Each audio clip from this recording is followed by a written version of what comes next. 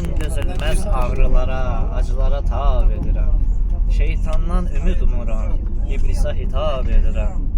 Ürəyimin al qanını döndərib şərab edirəm. Başıma çəkib içirəm, səni unutmaqdan ötürü. Arzumu kəsib biçirəm, səni unutmaqdan ötürü. Rüyalara meyl edirəm, bəlkə yadımdan çıxasan.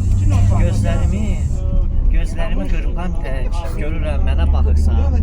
Sən həqiqətin özüsən, ya həyalısan, yuxusan. Özümlə döyüşürəm, səni unutmaqdan ötürü. Qabıq verib dəyişirəm, səni unutmaqdan ötürü. Ailə, həmfikir oluram uzun gecələri, gündüzləri ora, bura, hey ölçürəm küçələri. Otağımda gizlənirəm, sındırırsan pəncərəmi. Ünvanımı dəyişirəm, səni unutmaqdan ötürü. Daha nə yollar düşünür, səni unutmaqdan ötürü. Rüyalara meyl edirəm, bəlkə yadımdan çıxasan. Gözlərimi qırpan tək, görürəm mənə baxırsan. Sən həqiqətin özüsən, ya həyalısan, yuxusan. Özümlə döyüşürəm, səni unutmaqdan ötürü. Qabıq verib dəyişirəm, səni unutmaqdan ötürü. Səni unutmaqdan ötürü. Sabit olsun.